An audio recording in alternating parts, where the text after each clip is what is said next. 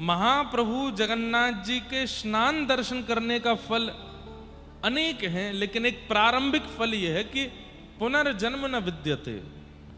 उस व्यक्ति का फिर पुनर्जन्म नहीं होता जो एक बार महाप्रभु जगन्नाथ जी का स्नान देख ले। दूसरा, महाप्रभु जगन्नाथ जी स्नान वेदी पर विराजमान है, सुगंधित जल से उनका स्नान हो रहा है, उसका जो व्यक्ति दर्शन कर लेता है तत्क्षण जन्म से लेकर के अभी तक हमसे जो भी ज्ञात अज्ञात रूप से महापाप भी बने होंगे वे सब नष्ट हो जाते हैं महाप्रभु जी का स्नान दर्शन करने से। तीसरा, सुन करके तो आप आनंदित हो जाओगे। कई बार होता है कि इस जन्म के पाप तो नष्ट हो गए लेकिन पूर्व जन्म के रह गए, तो कहते हैं हम आज तक पृथ्वी पर जितने भी जन्म लेकर के आए हैं, जिस भी योनि में आए हैं, और उसमें हमसे जो भी पाप बना है, महाप्रभु जगन्नाथ जी का स्नान दर्शन करने से और कदापि यदि वो स्नान जल प्राप्त हो जाए तो उसका आचमन करने से, सेवन करने से इस जन्म नहीं अनेक जन्मार्जित जितने भी हमारे पाप हैं वो सब नष्ट हो जाते हैं। इसलिए इससे वंचित नहीं रहना है। मैं तो पहली बार स्नान दर्शन करने आया हूं, आप लोग तो यहीं रहते हैं, तो इस बार आप लोग भी मत चूकिएगा। 27-28 2 दिन कथा करेंगे, स्कंद पुराण के पुरुषोत्तम महात्म्य कथा करेंगे और जो वहां के भक्तों के चरित्र उस पर लीला कहेंगे। 29 तारीख को सुबह से महाप्रभु जगन्नाथ जी का स्नान दर्शन करेंगे।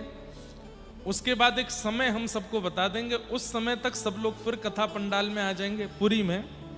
29 तारीख को फिर हमारे श्री राधा गिरधरलाल वृंदावन से पधारेंगे, उनका स्नान दर्शन होगा।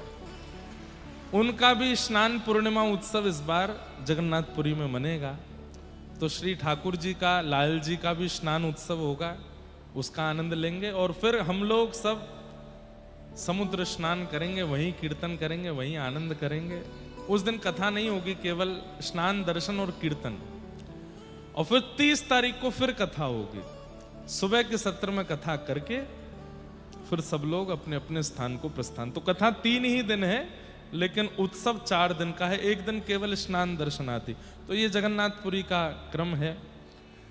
लेकिन आप लोग ये मत सोचिएगा कि 27 से ही उत्सव होने हैं तो फिर कटक में क्या होगा। कटक में जो होगा वो सरप्राइज है। यहाँ पर भी खूब आनंद होंगे, उत्सव होंगे, कुछ ना कुछ योजना बना करके थोड़ा थोड़ा हम आनंद करते रहेंगे। महाप्रभु जगन्नाथ जी के दिव्य दर्शन हम सब लोग करते रहेंगे, ऐसी सब भावना होगी। महाप्रभु जी का दिव्य रूप इस वक्त आप देख रहे हैं कि एक पर्वत खंड के अंदर विराजमान यहाँ मंच ऐसा बनाया है। इस पर भी एक सुंदर कथा है। कथा तो संपूर्ण हम अभी ग्रंथों से ले रहे हैं। हमने सुना है कि उड़ीसा के भी कई वैष्णवों को ये कथा नहीं पता है।